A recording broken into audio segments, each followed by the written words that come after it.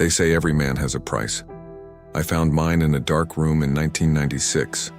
It wasn't worth the soul I traded for it.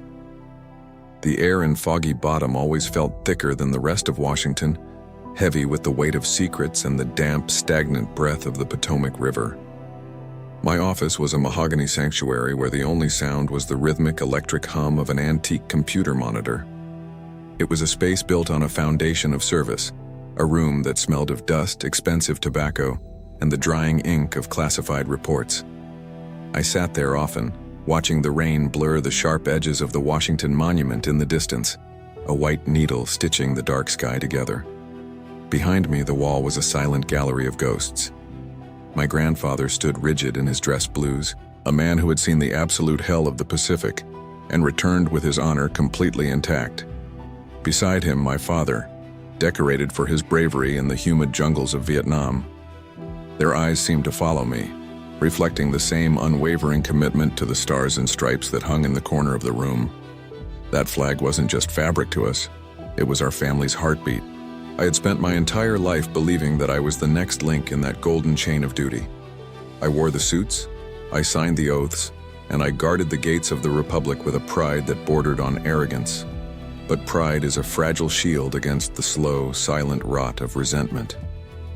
By 11:00 p.m. on that Tuesday in May, the prestige of my position felt like a hollow shell. While my peers in the private sector were building vast financial empires and securing their children's futures, I was drowning in the quiet desperation of a public servant's salary. The bills on my kitchen table were real, but the honor I was supposed to feel was becoming dangerously abstract. It was a poison that seeped in through the cracks of my ambition. The nagging thought that the country I protected was giving me nothing but a pat on the back and a pension that wouldn't cover a decent life in Arlington. I wanted more. I wanted the comfort that the powerful men around me seemed to possess so effortlessly. The first contact happened with the cold, surgical precision of a calculated strike. A phone call at midnight, a voice that sounded like gravel grinding against silk, and a set of instructions that felt both terrifying and inevitable. I found myself standing near the base of the Washington Monument, the white marble glowing like a tombstone under the pale moonlight. The silence of the National Mall was deafening. A man emerged from the shadows, not a movie villain, but a nondescript shadow in a plain overcoat. He handed me a manila folder, and in exchange, I handed him a single heavy envelope. Inside that envelope were blueprints that didn't belong to me. They belonged to the American people. In my hand, I felt the physical weight of cold cash, a life-changing sum that felt both heavy and strangely light. Back in my office, my hands began to tremble as I stared at the stacks of $100 bills. The green ink looked sickly and alien under the flickering fluorescent light. I looked at the fading photos of my ancestors, and for the first time, I couldn't meet their gaze. I realized then that once you cross that line, there is no turning back. Before we continue, subscribe to the channel and tell us in the comments where you are watching from. I stood there, frozen in place, paralyzed by the realization of what I had done, when a sound shattered the silence. In the hallway, far beyond the heavy oak door, I heard the unmistakable thud of a heavy boot against the carpet, followed by the metallic click of a latch. Someone was in the building. Someone was coming for me.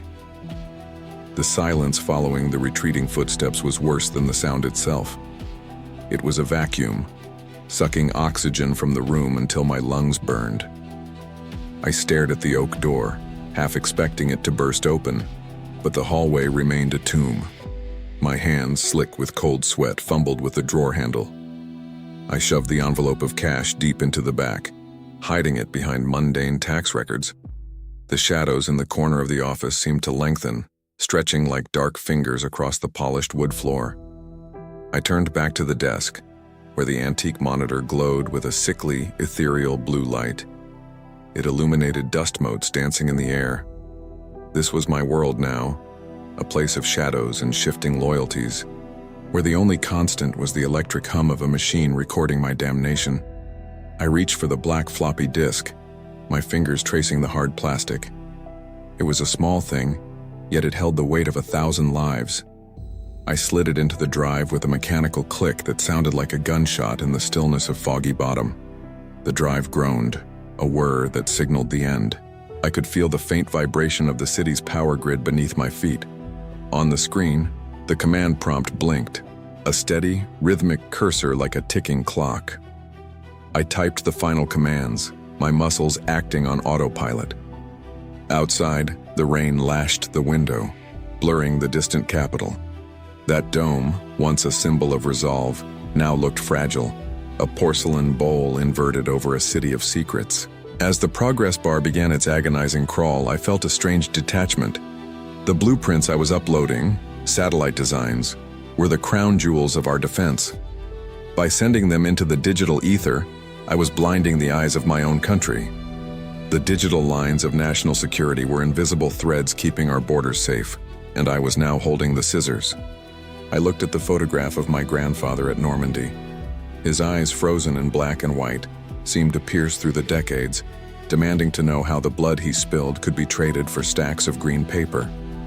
The money in the drawer felt like ghost currency.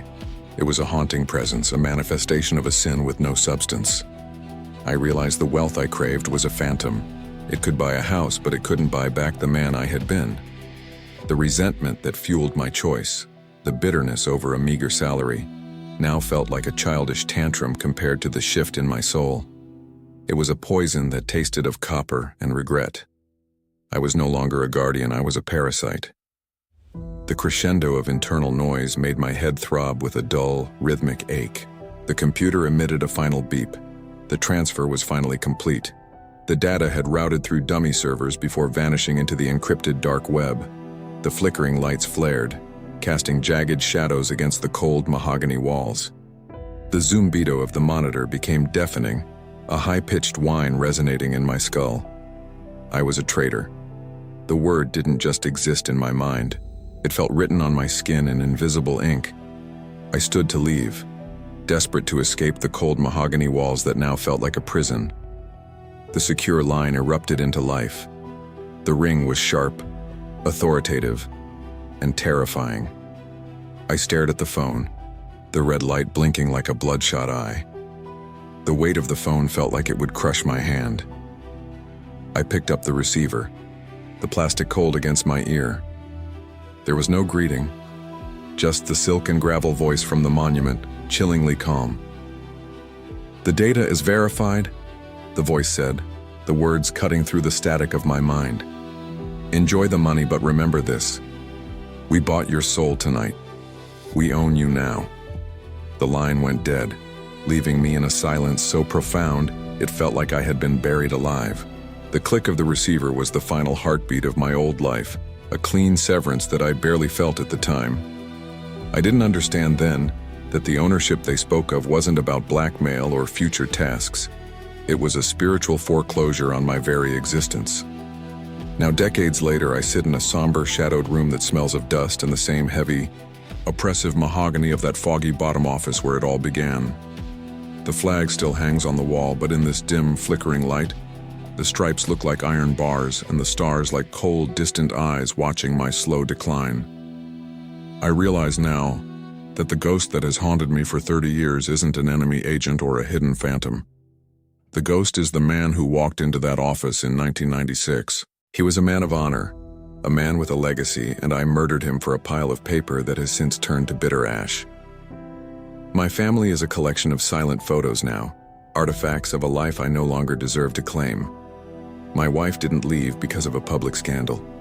There was no trial or headline to explain my sudden fall from grace. She left because she couldn't live with a man who had a cavernous hole where his soul used to be. The money I took, that ghost currency, built a house of glass but never a home of warmth. My children look at me now with a confusion that cuts deeper than any blade. They see the medals on the mantle, but they don't see the father who once believed in the things those medals represented. I traded their pride for a security that only made me feel more vulnerable and exposed than ever before. The silence in this empty house is the loudest thing I have ever heard. It is a thick, suffocating blanket that reminds me of exactly what I threw away for the sake of a fleeting greed. There is a physical sensation to betrayal. It's a cold, hollow ache right behind the ribs, a dead space where my heart used to beat with a sense of purpose. No amount of luxury, no private retirement, and no amount of expensive whiskey could ever fill that void. I spent years looking over my shoulder in the streets of Arlington, waiting for the anonymous voice to return and claim its prize.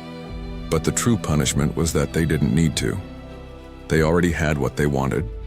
They had the blueprints, and they had the satisfaction of knowing I was a broken, discarded vessel.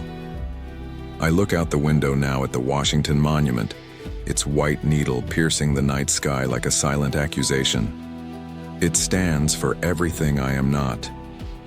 If you are listening to this, if you are standing at your own crossroads, listen to the man who chose the wrong path. Greed is not a lion that roars. It is a silent killer that whispers in the dark when you are tired, resentful, and feeling forgotten. It tells you that you deserve more, that the world owes you, and that a single disc or a single secret won't matter in the grand scheme of history. But history is made of individual men, and a man is only as strong as his word. An oath is the only thing a man truly owns in this life. If you lose that, you lose the very earth beneath your feet. To help preserve the honor and the values that I failed to uphold, I urge you to join the American Heartbeat community. We must protect the integrity of our nation before it is sold piece by men who have lost their way. I can see my reflection in the dark glass of the window.